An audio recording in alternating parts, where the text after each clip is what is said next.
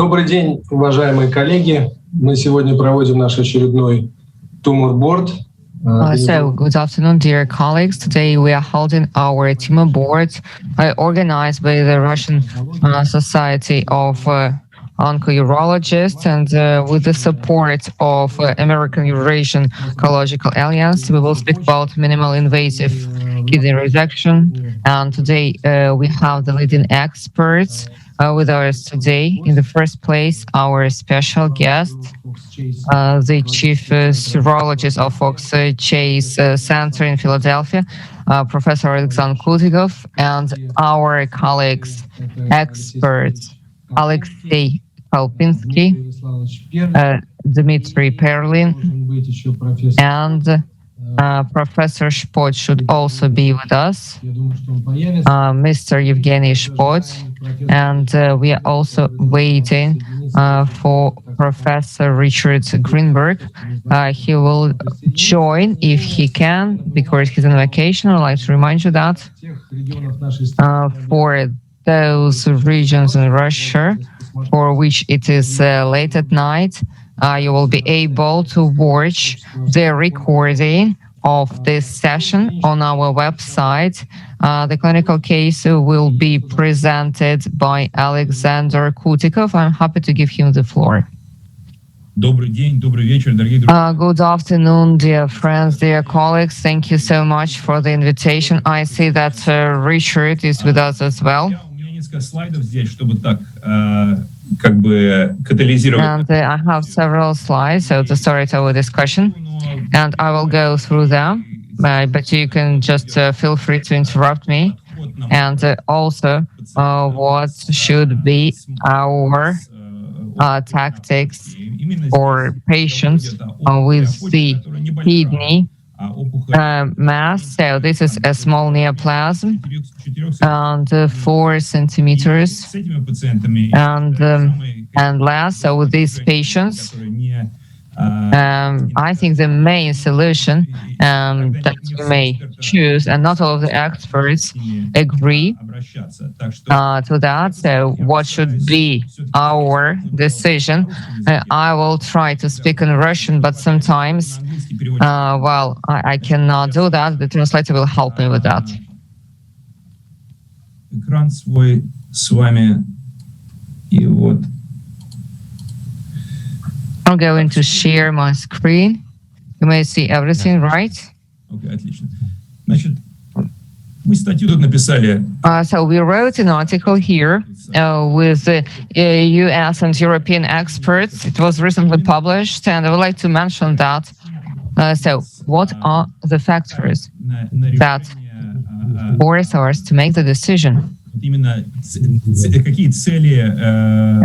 what are the goals that we have when we see a patient with the renal mass? So I will just switch to structural factors. И вот это вот patient age, comorbidity status, familial predisposition. Вот это все здесь вшивается именно в это решение. Потом structural factors, в каком госпитале живет там, если and the structural factors, so in which hospital, the race, social status, and what is the experience of the surgeon and the medical center experience. There are 3 goals. When we have a patient with the kidney tumor, we have the oncological goal. We need to save as much of nephron, of kidney tissues as we can, and so that our goal is for the patient to start ASAP the normal life, to recover. So he needs to recover as soon as he can. Русского не хватает, значит, recover from surgery, там, minimize morbidity и treatment burden, что мы как по-английски говорим. И вот эти 3 цели. Я именно говорю нашим пациентам, что значит, когда идем на операцию, скажем. So when we do the surgery, my oncological goal is number 1. Let's say the second is to save the kidney and to do that minimally invasive. And all of these 3 goals, actually, we deliver those goals, but sometimes we have another option, and if there is a compromise for oncological efficacy, so we need to also think how we can address that. Okay, here we split that into three decision points. And what we need to decide when we see those patients. And the first decision point, whether to treat or not. So these are aged, senior patients. They have cardiac issues, and this surgery is not necessary sometimes to treat those small tumors, 20-30%. They are not malignant. The rest of the percentage, the rest of the share of the tumors, they have very low ecological risk. We could just follow them up and monitor that. But if we decide to move on, how do we treat that? Resection, we have thermal ablation, or we perform radical nephrectomy. We will speak about resection here at this tumor board, and this decision number 3, decision point number 3, we do that open surgery, minimal invasive surgery, or is it done laparoscopically or in robotic surgery? And also we'll speak about that. How we do that. So we have two decisions. When we do kidney resection, we call that partial nephrectomy. It is done with a transperitoneal approach or retroperitoneal. In our center, we have a robot. We use the robotic surgery for that.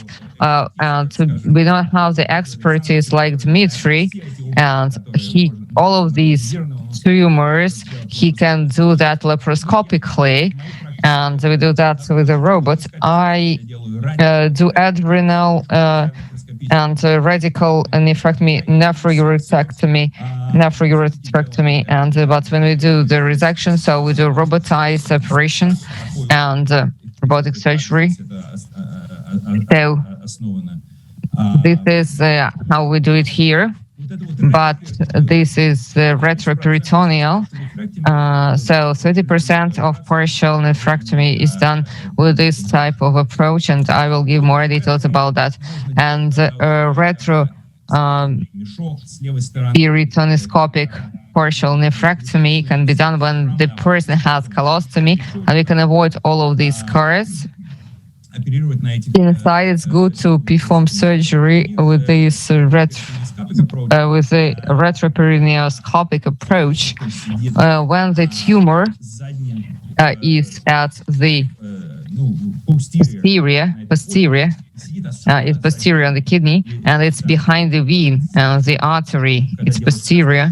When I do trans approach, so it's too much work, and the operation is very quick when you do that posteriorly, approach posteriorly. So let us look at the case, and let us speak about a female.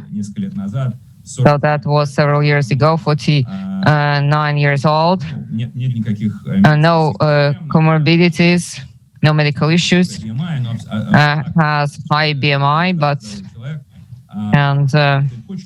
now he's a healthy 3.5 centimeter left upper pole real mass. И вот здесь это как это выглядит. И вот именно вот эти вот, это плохо описано в литературе, вот эти вот irregular masses, когда они дают.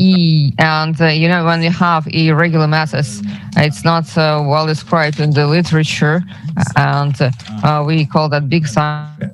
Иногда эти почки, не в этом случае, но иногда вот такие. Sometimes these tumors, they are invasive for the segmental vein. Когда в этих случаях.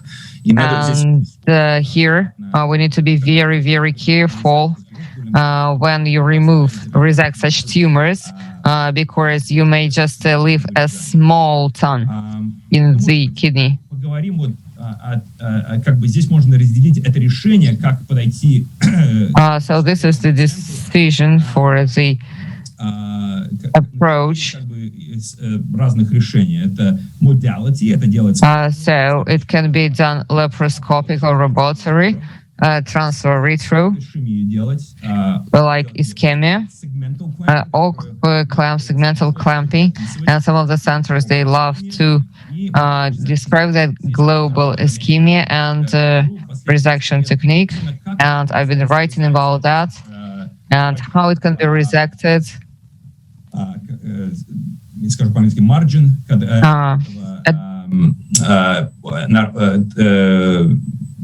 почечной ткани вокруг опухоли. When there is a lot of tissue around the tumor in nuclear resection. This is when we have healthy tissue on the kidney. You can see the contour of the tumor and enucleation. And when you just on the pseudocapsule on the tumor, and also enuclear, we know that the surgeons, when you just remove that without any margins of the healthy tissues, just maybe we could listen to the expert. Just what is your approach for these types of patients? Yes. Evgeny also joined ours. Evgeny, as you master that, and you can use robotic surgery, laparoscopic surgery, and you do laparotomy, open surgery, as there are all of the options. Let us start with you. What would be your approach to that patient? Good afternoon, dear colleagues. Vsevolod Alexander. Thank you for giving me the chance to participate in such a nice discussion. Yes, in this case, that's a difficult situation, and we need to make a decision what kind of surgery we should select and opt for. In our surgical practice, we don't use open access. These are rare surgeries because of advanced thrombosis in the veins or some anomalies such as from the recent operations. Big tumor in the kidney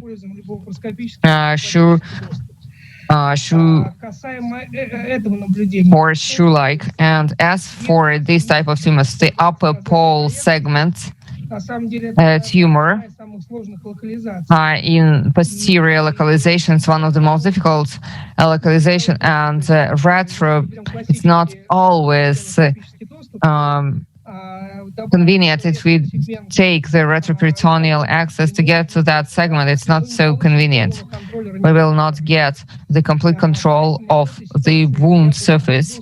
In this case, I should select the transperitoneal axis. We can mobilize completely the kidney and shift it in a way that we could look at the kidney and see the margins of enuclear resection or enucleation.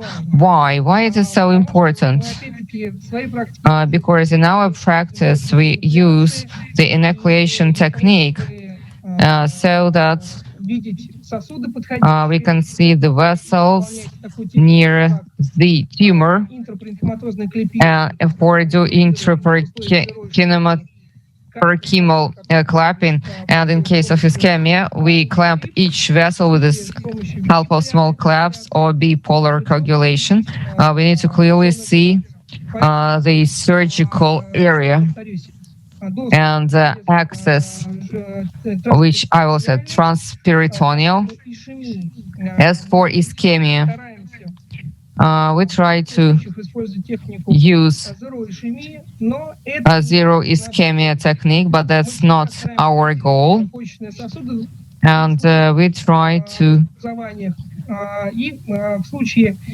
work with the kidney vessels when we cannot isolate if there is bleeding which prevents us from finishing the enucleation or enuclear resection. we use bulldog for the kidney artery, so we decrease the time of thermal ischemia. As for segmental ischemia, we do not use that. It was demonstrated that doesn't make any sense. It's not necessary. Doesn't make any sense. Sometimes we see that we have a segmental vessel which is supplying the tumor area of the kidney, but usually there may be good collaterals from other segments. And it turns out that on one hand, the surgeon is waiting from segmental ischemia, a good dry operating field, but in reality, not getting that.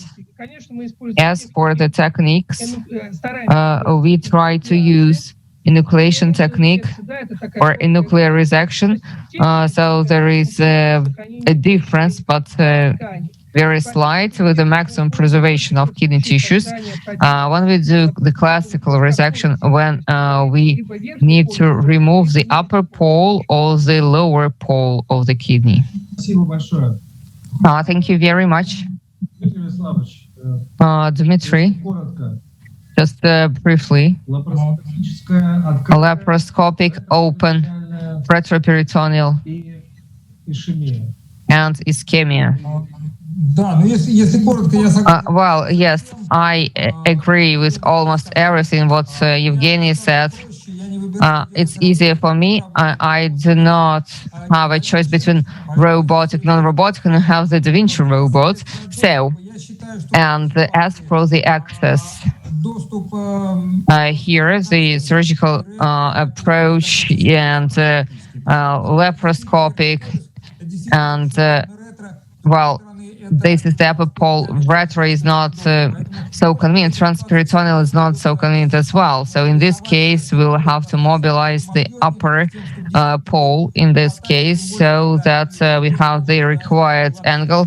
And so when we don't have the robot, we need an angle for resection hemostasis. Yes, I think it's up to the surgeon to choose. I think there'll be certain difficulties in both cases. And as for obesity, that may seem strange. It depends on the type of obesity, and you should look at CT. But if it's the type of obesity when a big part of fat, a big share in the mesenteric part than not in the tissues, and then maybe we have different structures. As for ischemia, I will disagree. We use that a lot, despite all of the reconstructions, computer reconstruction, and for any resection, I use the laparoscopic ultrasound detector.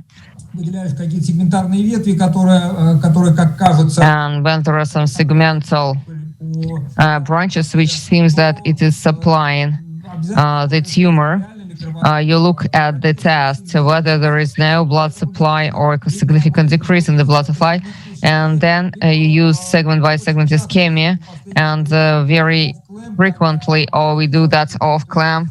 When the small vessels we have, it's more typical for enucleation technique or in nuclear resection. But to be honest, in nuclear resection and enucleation, I cannot clearly see the difference, right? Not feel it. You need to just measure. So there are some work, so they were measuring the pieces on the surface. Maybe in practical work it's not so important, segment by segment ischemia or off clamp.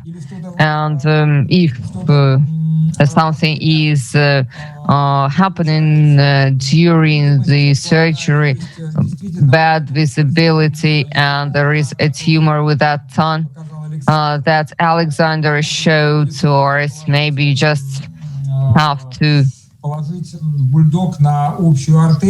use bulldog for the artery, for the common artery, and also You can use, which was described as half ischemia, to do resection with a good visualization in ischemia, and then hemostasis is not necessary. There cannot be such huge blood loss. And for hemostasis, when you use a stitch, so if we talk about the common kidney artery and the stitching hemostasis, and also we could just work with the preserved blood flow. You see so many opinions we have. I think we'll have the third opinion. Well, just thank you Seold. I'd like to welcome all the colleagues. Unfortunately, we don't have the robot. Having the robot, of course, I would use it, and transperitoneal.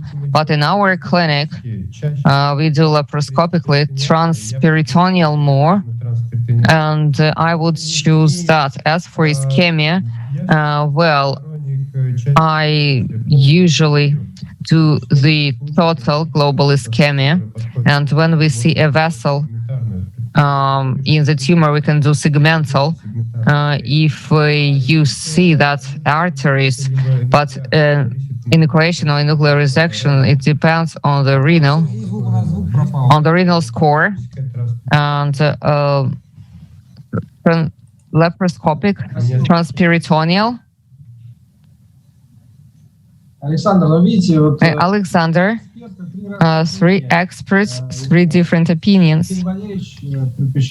Evgeny prefers non-ischemic, then segmental ischemia, Dmitry, and Alexei prefers global ischemia. So how would you operate this? How did you operate? There are many surgeons and there are many opinions. I completely agree that this is up to the surgeon to decide. You need to know what is more convenient, and based on your experience, you make the decision. And here, once again, laparoscopic resections we do not do. We do robotic. It was done with the help of the robot. And these, I like retro approach. I will tell you why. We have the old SI in Fox Chase, and I don't have experience with XI. They're going to buy the new ones. And with this robot, all of these intuitive. I will never do retro. I've been doing that for 8 years. What's the trick here to do retro? I completely agree that it's difficult to approach the upper hole. The trick is to take the bariatric pores. So these are the longer pores, and then there is a bigger angle to approach higher and get inside the body. And also these hands of the robot, which is lateral, к спинным мышцам ближе, ее очень важно поставить bariatric port. This bariatric port, if you use that, it is farther and it is not near the hip. It's not touching the hip of the patient, and then get inside without any problem. Why retro is good here? In depth of the resection is good to see when it's trans approach.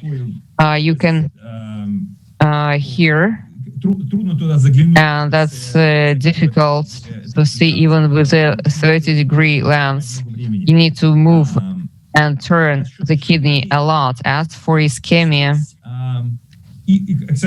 well, and by the way, about what Dmitry mentioned about fat. And there is a lot of description of fat in the 70s and 80s by the radiologists when they started to learn to do the percutaneous Frossman tubes. And what they demonstrated, that there is the column, and it's just a line where the column, the rectum is on the kidney, and it's very important. They come with a needle towards the kidney, a nephrostomy tube. What's the Russian for that? Как они подходят к этой нефростоме. So, a nephrostoma, a nephrostomy tube. In young women, they have the least amount of fat, and when the rectum is just behind the kidney.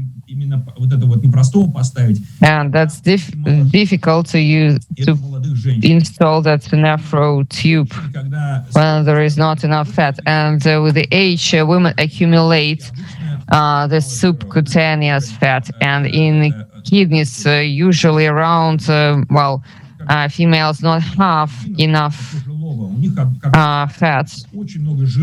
And aged men, they have a lot of fat around kidney, and they can do the nephrostomy because the more fat, so the farther is the kidney, and the rectum is maybe falling on the rectum. So the more fat, the bigger the window you have between them. Young woman, молодая женщина, самая... And young women, they have the least amount of fat, and older men, they have the biggest amount of fat, not just the fat itself, this adipose tissue, but the quality of this fat is also important. It has an impact on the difficulty of surgery, like my colleagues say, bad fat, bad day.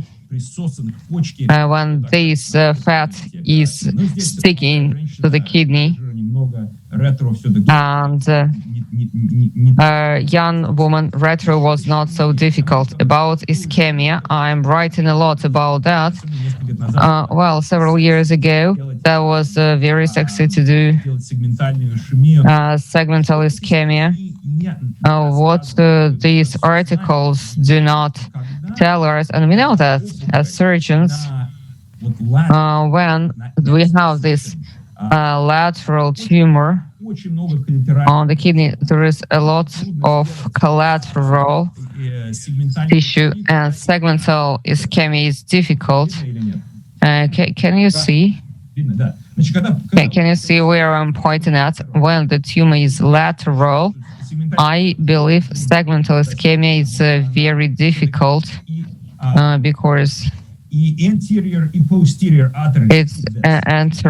and posterior arteries. When it's medial, segmental ischemia is easier to perform. And here, segmental ischemia gives good ischemia.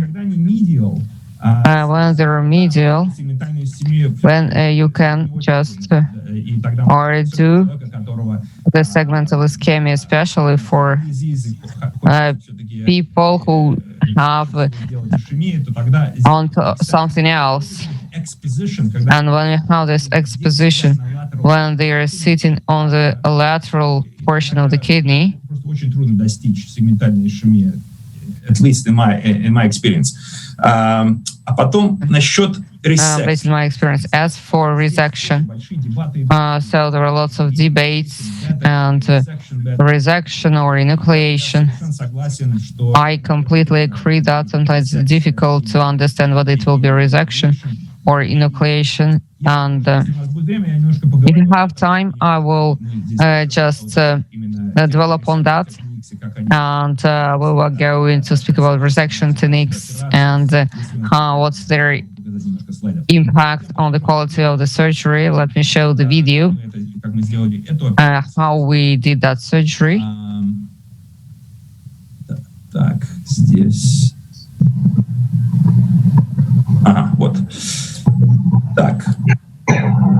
Я все-таки я пишу по-английски, потому что по-русски... I will just describe it in Russian. Over the patient's head. And this is where I think the hardest part of this operation when you do this retroperitoneoscopic approach is the setup. So this is the robot is docked over the patient's head. Okay, you have let me just show you this. So here are the ports. Now this is the this is the ASIS, this is the hip bone, and this is the 12th rib over here, okay? And this is lateral and this is medial. And the head, head is that way and feet are this way. So you have a strip of tissue, this is your real estate, between your ASIS and the 12th rib. That's the area where you're putting all your ports. That's your real estate right here. This picture shows like there's a lot of room. There's really not a lot of room, just maybe 10 centimeters here at most. And so it's very important to flex the patient and to really open up that space. Whereas when I do transperitoneal surgery, flexion, I almost don't flex at all anymore. It's not very important to me now. But for these retroperitoneal surgeries, it's very important to flex the patient as much as you can to open up the space right here. I don't use a kidney bar anymore, which is that bar that rises on the table. I think that doesn't actually give you more space. It just gives you more pressure at one site, and you're at higher risk of having compartment syndrome and sort of patients having problems from positioning. So I just flex the table. I make sure I put the patient at the optimal position for them to open up that space between 12th rib and the ASIS. And then I put in this port first. I basically make an incision just lateral to the tip of the 12th rib.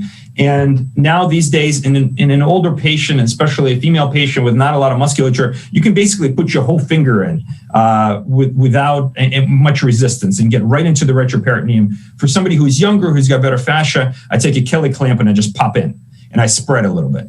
And so here, then I put a balloon dilator. Some people use the kidney-shaped balloon dilator. I don't actually prefer that. I prefer just the spherical balloon dilator. And so I can move it behind the kidney with several iterations of expanding that space. And you're basically pushing the kidney off of the psoas muscle, okay? And then I do a couple of dilations upward, and then I do a dilation downward and actually medial as well to really get that peritoneum off the tail of the kidney. This port right here, this port number, this 8mm port that's lateral, that's the one I mentioned that really needs a bariatric port in order for it to swing so it doesn't hit the hip. That one I just put my finger into the initial incision, and then I go lateral and I just put that port in over my finger, okay? Now I have these two ports in. This 12th port, that's right here, that's a balloon-tipped port that prevents CO2 from escaping. And then I have this port in. And then I basically use a 30-up camera to sweep peritoneum off of the body wall here so I can put in these ports, okay? And then there's a 12mm assistant port. I started doing these operations with the assistant port being more lateral. I like it a lot more medial now. It gives me a little more space, and it's a better angle for the assistant to help me. And so you put it basically in between this 12mm and this 8mm port. This is an older picture. This only has this port being bariatric. I now put all the ports bariatric. It basically fans out the robot, gives them more degrees of more space to maneuver. The one thing about retroperitoneal surgery is that you're much more dependent on yourself than the assistant, whereas in transperitoneal surgery, you have the assistant with a sucker. They can hold something. Here, the assistant is not going to help you very much. Some surgeons use a sort of a flexible sucker that you can move yourself inside the cavity. So let's go back to the video. So once you get in, and once you, well, let's talk about docking. The docking of the robot, for those of you who use robotics, if you dock the camera first, you waste a lot of time because it's very hard to get the arms in. Don't dock the camera, and actually put the camera through this 12mm port. And so that way you can see yourself putting in all the arms. There's not a lot of space in there. And this way you can just guide all the arms in. So one arm at a time, put them in, and then put the camera in last. So here now we're inside the cavity. This is where when we teach, this is kind of the hardest part for our fellows and residents to learn, is everything looks the same. You don't know what's up, what's down, what's right, what's left. It's very difficult. So here you really, I use the orientation of my lateral arm to know that that's my lateral body wall and sort of orient myself the right way to know which way I'm going. Once you orient yourself, you got to enter gyrotous fascia. And once you enter gyrotous fascia, you create a lot of space in there and the operation gets a lot easier. So here's sort of the third arm is pushing this kidney medially and anteriorly and off of the psoas muscle. And here you get tension and you open up gyrotous. And you basically make a, what I call a horizon incision, left to right. And here, the third arm now is basically picking up that kidney anterior medially and creating that tension and standing up this hilum. I always tell my fellows that you should have the artery within 10 minutes of this operation. It takes a lot of time to set up the arms and to put all the ports in, but once you're in, within 10 minutes, you really should have the artery identified because the artery is posterior. It should be staring you right in the face as you approach the kidney from this side. So here we are. We're just developing the space, and you can actually this is the hilum right here. I mean, it's right as you enter. And this patient has a small vein that's coursing right posterior to the artery. And you can see here we left it on. Sometimes you dissect it off, but here there's a small segmental vein that's going right posterior to the artery, and we basically dissect it off. So actually, we don't dissect it off. We kind of leave it on the artery. So here I see a vein. It's pulsating like an artery. So I suspect that there's maybe a vein that's right over the artery. This is actually quite rare, but here she has one. So here is here I try to see. You can see the artery back there. I see, is it worth taking the vein off? I decide not to take the vein off, and I basically dissect behind the artery and create the space. And so here I left this vein on. Here I get it all the way around that artery. Now I have the hilum, sort of completely secured. And then here comes the clamp, and the tumor is really right here. I've already dissected it. Here comes the clamp, and especially in the retro cases, I like to put 2 bulldogs on. There's always a bit of bleeding through one clamp, and putting two clamps I find very helpful. So there's actually been studies that where do you get the best compression of the artery on the clamp. And I always tell my residents never to hub it, never to take it at the crotch of the clamp, because it actually puts the least pressure on there. You kind of want to just be over the other edge of the artery, but really, as what you would expect from sort of mechanical engineering, at the tip of the clamp is the best compression. And so the smaller the clamp, the better the compression. So that was the second smallest clamp, and here comes the smallest clamp. And so, this one is a little bit more hub than I like, but you don't want to hub that clamp too much. And so here's the tumor, and I really prefer a nuclear resection where I do have a little bit parenchyma on the tumor itself, and especially for these tumors with a tongue, I slow down because sometimes it really is in a vein. This is a segmental vein that's being invaded by the tumor, and there's a big controversy whether you should do a radical nephrectomy here. I think it's on a case-by-case basis. If you think you can incise that vein and release the tumor thrombus and keep it and get it out cleanly, I think it's reasonable to just proceed with a partial nephrectomy. But if you think you're compromising the oncological safety, then you should take the whole kidney. Here, she actually does not have a segmental vein thrombus. This is just a tumor that's sort of has an irregular shape in the depth of the resection. So here you can see kind of this is the tongue that we're mobilizing off the renal parenchyma. And despite the 2 clamps, the way the retro is positioned, I find that a little bit more venous bleeding than from trans, for whatever reason, is just a little bit more dependent on the way the patient is positioned. And here you can see, we've sort of gotten all the way around, and this is the tongue of the tumor. sort of dancing around it a little bit slower here just to make sure we get everything out. Again, I really prefer to leave a little edge of parenchyma here.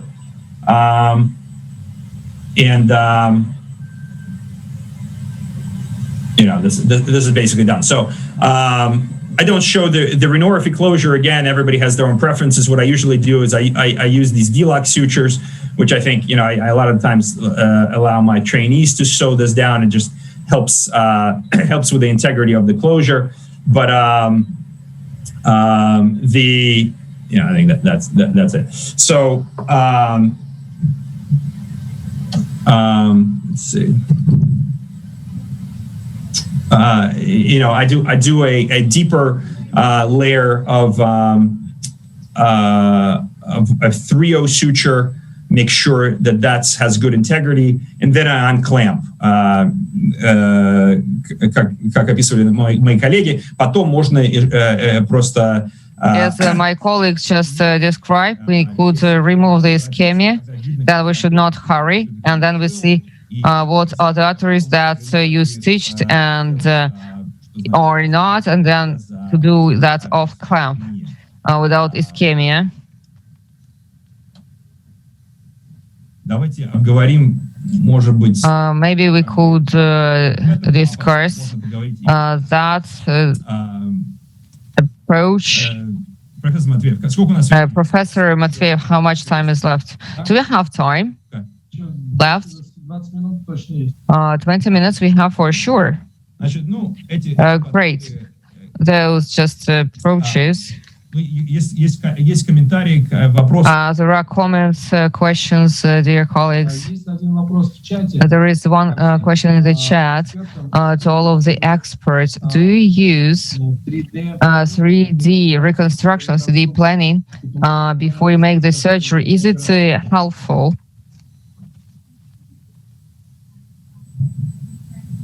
Я не использую. I do not do that. And as an experienced surgeon can see everything without 3D reconstruction. What is not clear, why people are using 3D printing, why you should print that and make a plastic toy, or you just could look in the screen. This is neither clear to me, but people like to show that. Probably AAU meetings doesn't make much sense. So do you make 3D reconstruction? No.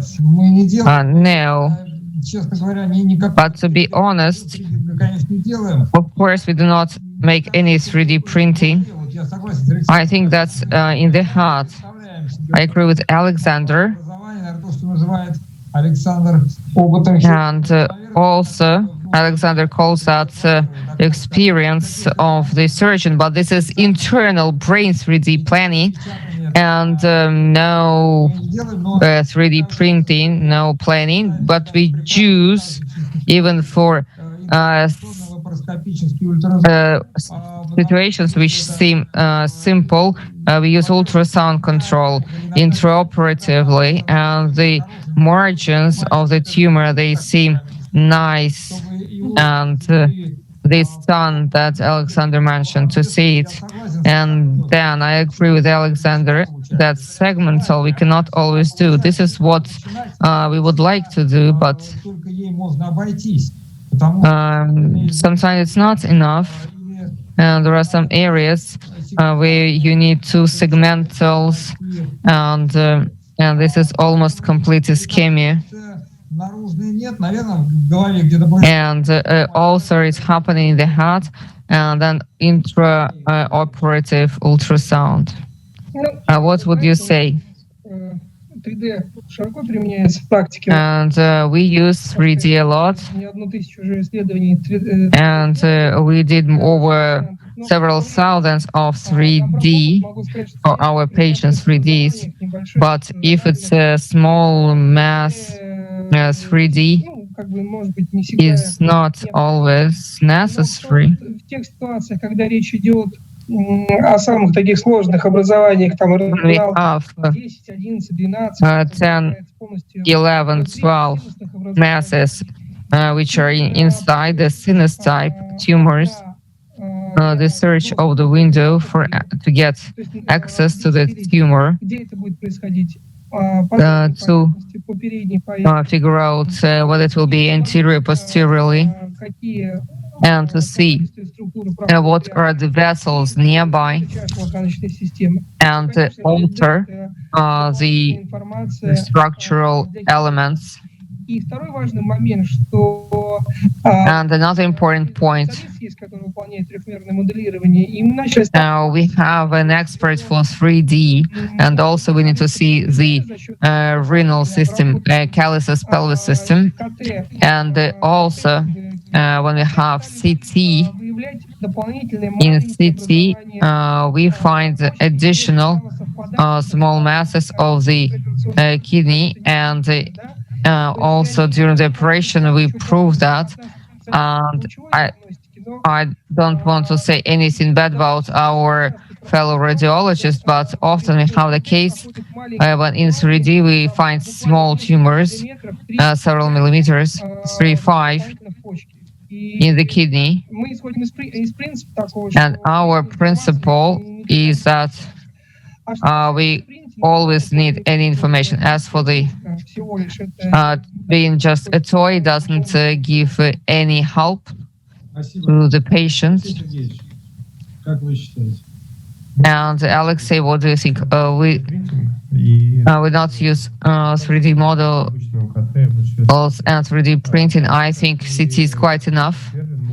As Professor Pelvin, we use ultrasound during the surgery, which adds information, and intraoperatively we use ultrasound for the parenchymal tumors when it's just far from the parenchymal surface. I agree with you, especially in patients who have toxic fat. To open whole kidney, it takes long time and difficult. So then the laparoscopic end is very important. I think Alexander will agree with us. Alexander, yes, I agree. I did not mention that. I completely agree. I use ultrasound. My colleagues use Firefly to see. For this Firefly is useless, and ultrasound on Doppler. And in this retro approach, I like to put the artery and then check with the ultrasound that I have ischemia, because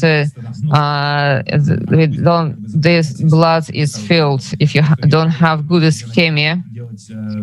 And also when I start to cut, yes, to make it to make the incision, so I check whether I missed an artery or not. And when we have a lot of fat, you need to know where to go, not to waste time in the wrong part of the kidney. I completely agree with you. Let us move on. Yes, I wanted to just discuss resection. Resection.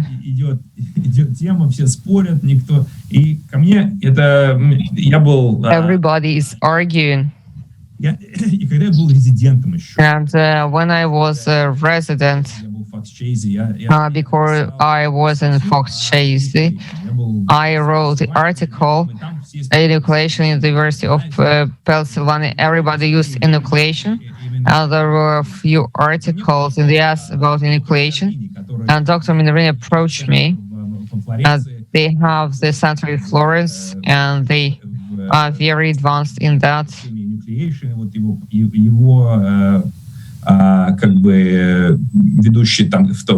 And also there was Dr. Carini. So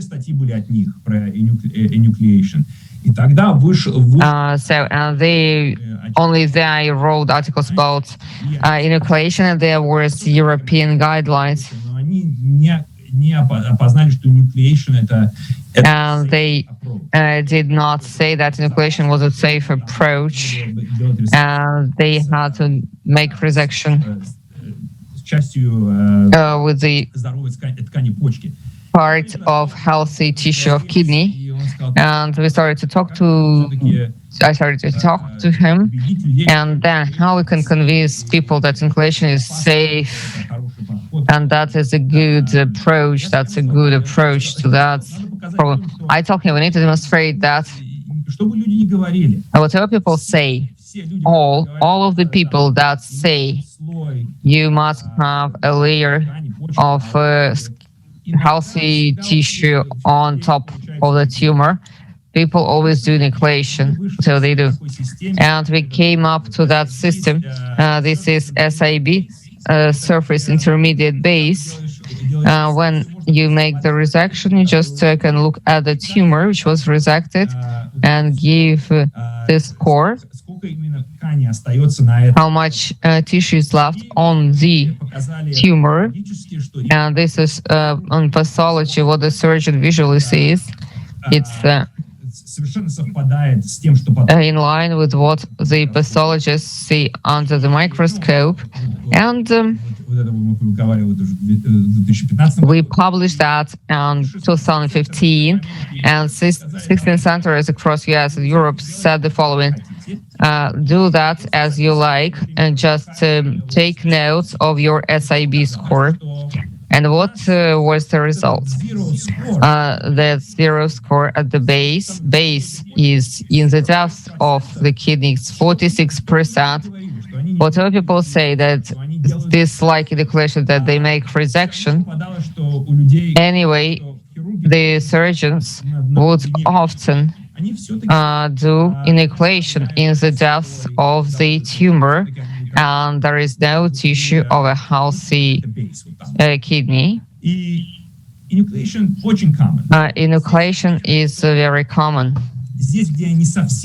So I do not agree completely with my Italian colleagues. I think that you should have a little bit of tissue left, and there are debates. Nobody proved anybody wrong. And there are three arguments. It preserves the parenchyma. Resection is easily.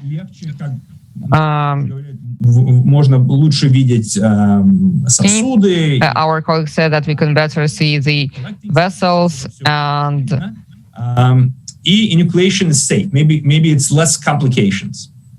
Значит, давайте preserves parenchyma. Смотрите, мы не можем как бы согласиться или сделать. We cannot agree or do radical nephrectomy better, or do partial nephrectomy, and there are also discussions around that. You could just resect the whole of kidney, and the patient is left with very good outcomes. Когда мы начинаем говорить о каких-то миллиметрах ткани, when we are talking about millimeters of tissues, this is not significant, I think, when all of the defects Потом дальше. Если this doesn't matter, how can this matter? Да? Там 0,00 или 1,1,1, да? Там миллиметр. So here we have 0, 0, 0, 1, and 1, and 1. Resection is easier. Вот это из моей статьи, когда в 2008 году, которую я писал. Yeah. I wrote that in 2008. Когда мы это делали тогда, это what we did that it was easier to do inoculation. Я немножко отхожу все-таки от опухоли, потому что я считаю, I'm away from the tumor a little bit. I think it's not hard to spill the tumor when you're right on the parenchyma. I mean, these pseudocapsules, they're very thin, and they're very fickle. They can all of a sudden start popping on you. So I do like to leave a little bit of parenchyma. And I know there's lots of opinions here, and people really, I've seen videos, and my colleagues are very talented, in sort of getting this right on the edge of the tumor and not spilling anything. But I think especially for the younger surgeons as they're learning, I think it's wise to step off a little bit because it's easy to spill. And now, is the resection technique really a modifiable variable for outcomes? And I have some papers with Minervini where maybe there is some signal, maybe it is a little bit less complication risk for enucleation, but the outcomes are, the differences are marginal. And this is a paper by Wolf in 2014. Where he really showed that when you look at enucleation versus sharp excision laparoscopically, there was no association of blood loss, positive margins, urine leak, blood transfusion, major complications, renal function, recurrence, or survival. So enucleation does not avoid complications. You can still get complications with enucleation. And then enucleation is safe. Now, I think this is the main sort of issue that I have with enucleation. So this is the seminal manuscript that I don't know better data than this. This is 82 kidneys treated with radical nephrectomy for less than 4 centimeters. It's hard to get these data these days because we don't do radical nephrectomies for these patients in this era. And they step sections 3 millimeter intervals, okay? And so 31 patients lacked an intact pseudocapsule, okay? 31% lacked an intact pseudocapsule. And in 20%, there was cancer beyond the pseudocapsule. So the pseudocapsule can be capricious and it can lead you sort of astray. So I think staying off of it a little bit, I think is worthwhile. And again, I think these are the best data that we have. And then there is this ICAP score that was proposed by Dr. Gupta, who really is a big proponent of enucleation, very talented surgeon from Loyola. So this is a microscopic renal tumor margins, introduction of renal capsule score. So this is his 1 score where you're far apart. This is your 2 score, and this is your 3 score. So some of the times the pseudocapsule, 22% of the time, goes beyond the pseudocapsule. And I think I worry about those tumors, and it's hard to predict where they are. Here's an example of a tumor where you see this on imaging, and I can see I went very far. This is a partial nephrectomy with a resection approach where I have a very large parenchymal margin because I saw this on the scan. You see the pseudocapsule being violated here. And these are the instances where I worry where enucleation would leave this focus behind. Again, not the majority of tumors, but the literature tells us, some 20% can have maybe not as marked as this, but at least some component of penetrating the pseudocapsule. And so, and the problem with the safety data on enucleation is it's dominated by low-grade cohorts. When you have a low-grade tumor, you can do anything to it. You can leave the whole tumor in there, right? And follow-up is less than 5 years. And it's really longer follow-up, higher-grade tumors. That's where I worry where enucleation can lead us astray a little bit. And I do like to do a nuclear resection where you leave a little bit of a parenchymal margin behind. And why? Because when you have a positive margin, these are the seminal studies from large multi-institutional cohorts, your recurrence rate is greater than 10x, okay? And this has been shown. These are rare events, but the risk is much, much higher of having a positive margin and having a recurrence. I mean, we, in all of our practices, sometimes we have a positive margin and we watch, but those are the patients that are much more likely to have a recurrence. So positive margin is not good news. And, sort of my conclusion for this part of the talk is that enucleation is common. Everybody does it. It happens to everybody, even when we don't intend it to do it. But kind of purposeful enucleation, sort of doing it every time, I'm not sure that I buy that argument just yet. There is the risk of enucleation is a positive margin, and I think that should really be avoided. Я уточню на часть, если доставка, тогда перешлю. Я знаю, что здесь много. I know that there are lots of controversies about that, so that's why I wanted just to discuss that topic since very long time. Алекс, вы закончили? Да. Have you finished, Alex? Конечно же, интересные. Well, of course. Очень слайды, особенно с автоматом. These were very interesting slides, but you cannot always keep the difference, and we have collisions. I have a question to all of the experts. If during the surgery you see that you violated the pseudocapsule, that happens using any technique, what do you do in this case? Do you do coagulation of the tumor bed, or you do resection of the basis of the tumor, or you do nephrectomy in this case? And what do you do, Alex? Well, yes, I dislike when this happens, and it happens in the beginning of my career more. And now it happens rarely, and the worst is when you have high-grade tumors, these necrosis that you can see, and that is not optimal. And what you can do there, I put the tumor into the bag, I try to collect what was there.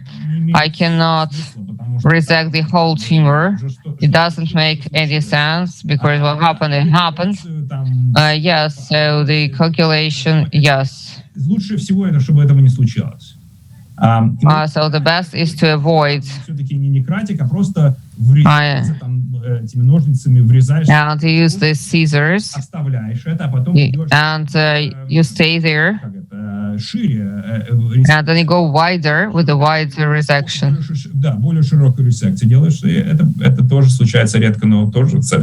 It's not happening often, but it happens to everyone. And this is not described in the literature. Nobody likes to speak about that. Это со всем случается. Самыми опытными, самыми хорошими хирургами это просто... It happens to the most experienced doctors, and the chance is decreasing with the experience, but it's not a zero chance. Ну, да, наверное, тут надо понять просто, что за опухоль, да, потому что... And we need to understand what kind of tumor is that. I agree, it's not happening often, and it also depends on the texture, structure of the tumor, and it was demonstrated in the last slide. It can be the papillary tumor. We are widening the resection. From enucleation, we just do resection of the tissue. Additional tissue. Хуже, когда опухоль с распадом, и когда нарушаешь псевдокапсулу, у тебя вот... And when the pseudocapsule is violated, and you don't know what to do, and you wash it out, but that's a bad thing. Yeah, washing that with the vacuum aspirator, you do coagulation, but these are some necrotic tissues. They have no risk of metastasis or just a local recurrence, or they have these risks. For necrotic tissue, well, there is nothing in that area. And sometimes they can be living cells. You cannot predict that. Only in the long-term results we can see whether we were right or wrong. And according to the recent data, our attitude to the positive surgical margin is changed. We thought it's not worsening the survival and outcomes. Yes, it increases by 12 times the recurrence risks, and it also impacts the survival. How do we keep that distance? Well, the question is that in the first place, we should take the tumor, if it's intrasinus or sinus, like it is in international literature. Well, I mean the mass.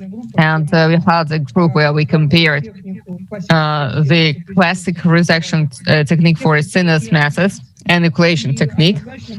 And for sure, what were the results? That the risk of conversion and bleeding in the use of the classical resections were higher for the serous masses. If we talk about small masses, and of course we can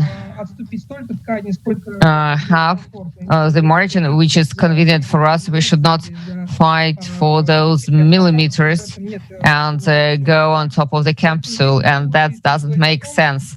So here we should first understand what is the clinical situation and act based on the type of tumor that we have. And talking in general, the local recurrency and positive surgical margin, well, in our practice, these are single cases.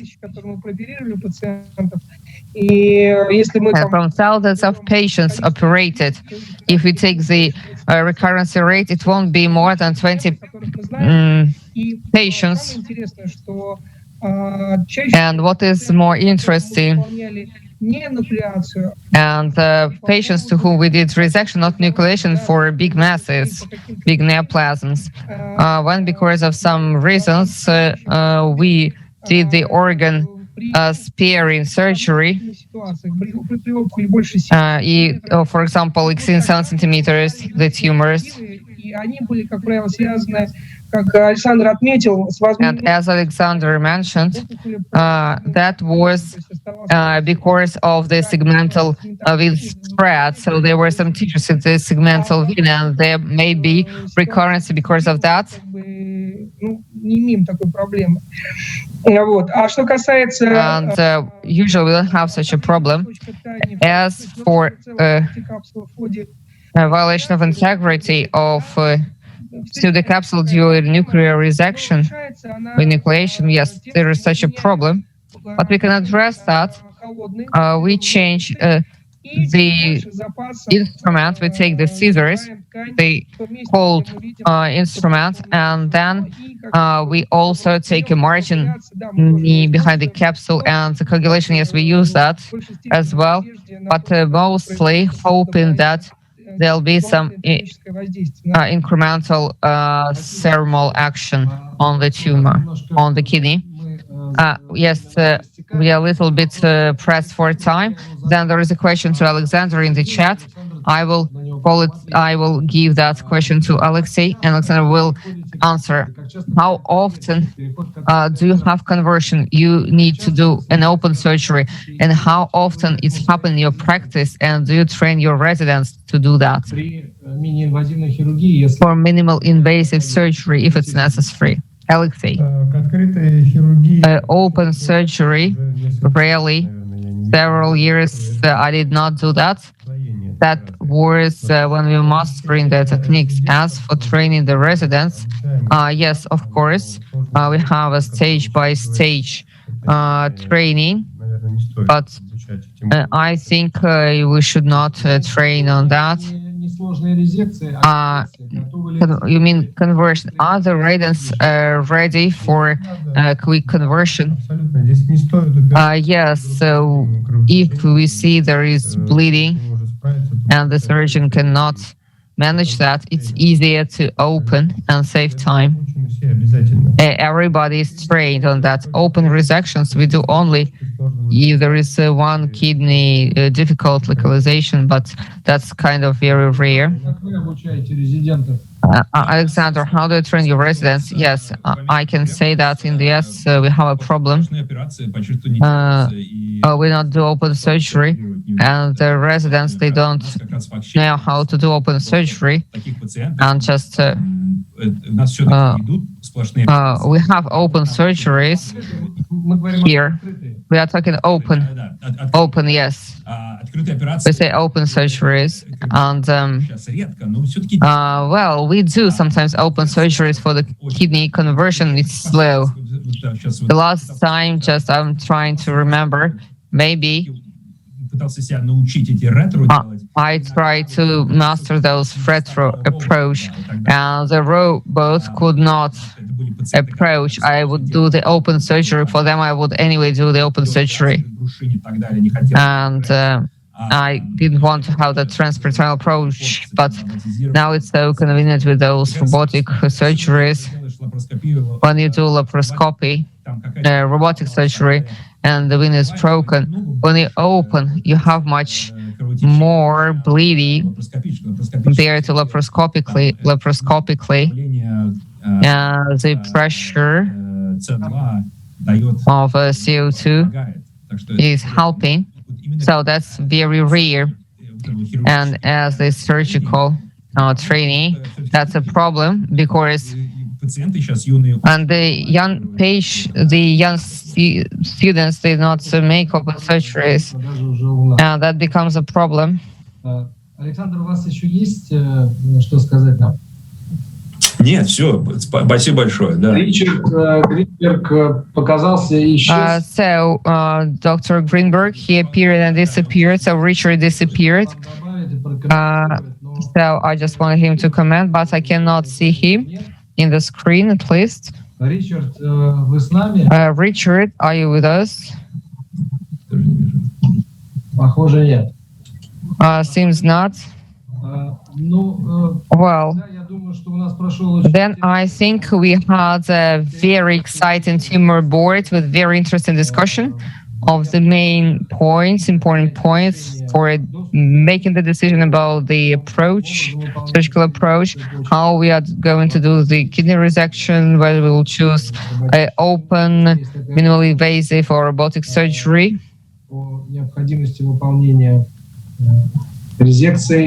And what we should select, resection and nuclear resection or enucleation open surgery. These are debatable questions that we discussed at every big conference, and there were lots of works about that. And Alexander Kutikov is one of the experts, and he published many works. That's why I asked him to be the lead expert and present his opinion.